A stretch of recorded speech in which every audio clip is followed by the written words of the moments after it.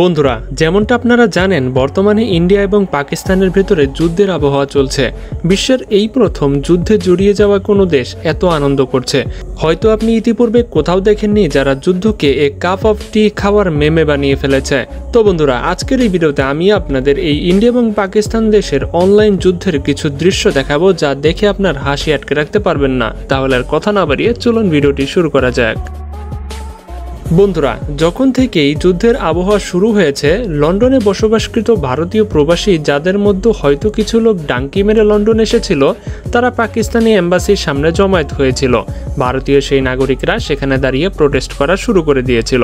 যদিও এটা করে তাদের কোনো ফায়দা হবে না, তবুও তারা যেন ফালতু এবং ফাঁকা আওয়াজ দেওয়ার জন্য এম্বাসির সামনে দাঁড়িয়ে চিল্লাচিল্লি করছিল। সেই সময় পাকিস্তানি এম্বাসির সামনে কিছু লোক পতাকা উড়িয়ে চা খাচ্ছিল। পাকিস্তানের লোকেরা এমনিতেই ভারতীয় লোকদের দেখলে অনেক বেশি মজা নেয়, তাই যেহেতু তাদের এম্বাসির সামনে ভারতীয়রা প্রোটেস্ট করছিল, তাই সেই দৃশ্য উপভোগ করার জন্য চা খাওয়ার একটা পার্টি আয়োজন করলো পাকিস্তানি এম্বাসির লোকেরা। যখন ভারতীয় লোকেরা প্রোটেস্ট করতে করতে অনেক বেশি ক্লান্ত হয়ে যাচ্ছিল, তখন পাকিস্তানি ভাইয়েরা তাদের জন্য ফ্যান্টাস্টিক টি অফার করছিল। এরপর যা হলো তা আপনাদের চলুন বিস্তারিত জানাই। ইন্ডিয়ার প্রোটেস্টরদের মধ্যে একজন বদমাশ ছেলে ছিল, যদিও তার নাম জানা নেই। সে হয়তো নিজেকে গুল্লু ভাট মনে করে। তো এই গুল্লু ভাইয়ের শরীরে ইন্ডিয়ান আগুন সেখানে থাকা লোকজনের সবচেয়ে বেশি জ্বলছিল। তো এই গুল্লু ভাই কখনো কখনো নিজের মুজ টানাটানি করে নিজের রাগের বহিঃপ্রকাশ করছিল, আবার কেউ কেউ এম্বাসির দিকে তাকিয়ে অশ্লীল অঙ্গভঙ্গি করছিল। তো এই গুল্লু ভাই অতিরিক্ত জোশে এসে লন্ডন পুলিশদেরই অ্যাসল্ট করতে দেখা যায়। তারপর আর কি হবে, গুল্লু ভাই সামনে দৌড়াচ্ছিল আর পুলিশ তার পেছনে পেছনে। সবচেয়ে মজার বিষয় হচ্ছে, যখন গুল্লু ভাইয়ের সফটওয়্যার আপডেট করা হচ্ছিল, তখন সে কান্না শুরু করে দেয়। হয়তো কিছু কিছু লোক মনে মনে ভাবছিল, ডাঙ্কি মেরে হোক বা যেভাবেই হোক লন্ডনে তো এসেছো, শান্তিভাবে জীবনযাপন করলেই তো হতো, এত বাড়াবাড়ি করার কি দরকার ছিল? ভারতের প্রতি যদি এতই ভালোবাসা থাকে, তাহলে লন্ডনে প্রোটেস্ট করে কি হবে? দেশে গিয়ে যুদ্ধ করলেই তো হয়। এখানেই শেষ নয়, যখন সেই ভাইকে হ্যান্ডকাফ পরানো হলো, তখন সে তো নিজেকে ইন্ডিয়ান বলে দাবি করাই ছেড়ে দিয়েছিল। যাই হোক, ভাইয়ের তো এখন আর কিছু করার ছিল না, তাই তার সফটওয়্যার আপডেট হয়ে গেল।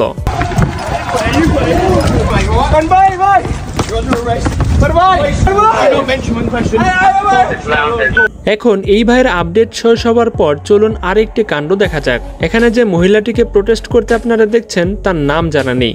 যাই হোক, আমরা তাকে মনে মনে ভেবে নেই তিনি হচ্ছেন পুষ্পা দিদি। তো এই দিদির ঘরে রান্না বান্না শেষ করে এম্বাসির সামনে এসেছিল প্রোটেস্ট করার জন্য। তিনি তো এম্বাসির সামনে এসে ড্যান্স শুরু করে দিয়েছে। এমনভাবে ড্যান্স করছিল যেন মনে হচ্ছে তিনি কোনো বিয়ের অনুষ্ঠানে এসেছেন, আর সে অনেক খুশি হচ্ছিল। তারপর যখন দিদির নাচতে নাচতে একটু দুর্বল হয়ে গেলেন, তখন তিনি বুঝতে পারলেন এটা আসলে সিরিয়াস ম্যাটার। তার তো পাকিস্তানি এম্বাসির সামনে এসে ড্যান্স করে তাদেরকে এন্টারটেইন করা উচিত ছিল না, তার তো উচিত ছিল তাদের সাথে যুদ্ধ করা।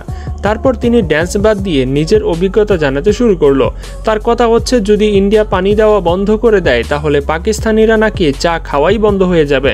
কিন্তু দিদি হয়তো জানে না দুধ দিয়ে চা বানানো যায়। पानी को क्या हर चीज को तरस जाओगे?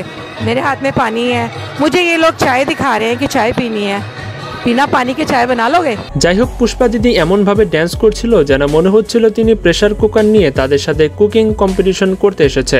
তারপর এক পলকেই সবকিছু পরিবর্তন হয়ে যায়, আর পুষ্পা দিদি এখন পাকিস্তানের সাথে প্রেম করতে শুরু করে দিয়েছে। कि मुझे तो पाकिस्तान जाना था मत्था टेकने के लिए, ऐसे उसका नाम पाकिस्तान नहीं रखा था, पाकिस्तान रखने का रीजन था। এখন আর কি বলবো, এখন শুধু আমার মাথায় সেই মিমসটাই ঘুরে বেড়াচ্ছে। वाह दीदी, वाह दीदी, नहीं दीदी, वाह दीदी, What is this? दीदी, दीदी।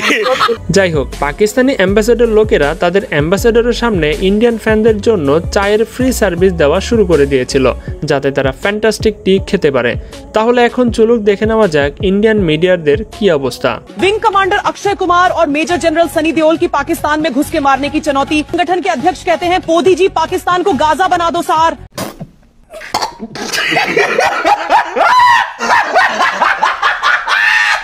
ইন্ডিয়ান নিউজ চ্যানেল যখন দেখলো ইন্ডিয়ান আর্মি জুস খেয়ে ঘুমিয়ে পড়েছে, তখন তারা যুদ্ধ করা তো দূরে থাক, তারা তো সাদা কাপড় দেখিয়েই যুদ্ধবিরতি যাচ্ছিল। আর এই দিদি নিউজ করার জোশ এত বেশি বেড়ে গিয়েছিল যে সে এডিটিং এর মাধ্যমে হেলিকপ্টারে বসেই পাকিস্তানের রওনা হয়ে যায়। এই সকল নিউজ চ্যানেলগুলো আমার মনে হয় তারা নিজেদের মিমস বানানোর জন্য এরকমটা করে।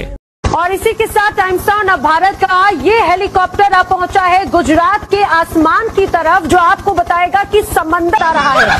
समंदर से আপনারা যেমনটা জানেন আগে অনেক অনলাইন ডিবেট হতো, কিন্তু 2025 সালে এমন কারিশমা ঘটতে দেখা যায় যেখানে ইন্ডিয়া এবং পাকিস্তানের দুই ব্যক্তি ভিডিও কলে খেলনা মিসাইল হাতে নিয়ে অনলাইন যুদ্ধ শুরু করে দিয়েছে। সিকিউরিটির জন্য এই দুই ব্যক্তিকে ওয়ার্ক ফ্রম হোম করতে হচ্ছে। যাই হোক, এই বিষয়টা নিয়ে আপনাকে বেশি টেনশন করতে হবে না, কারণ তারা অনলাইনে যুদ্ধের মাধ্যমে শুধুমাত্র তারা মনের সাথে যুদ্ধ করতে পারবে, বাস্তবে আপনার বা প্রতিপক্ষের কোনো ক্ষতি হবে না।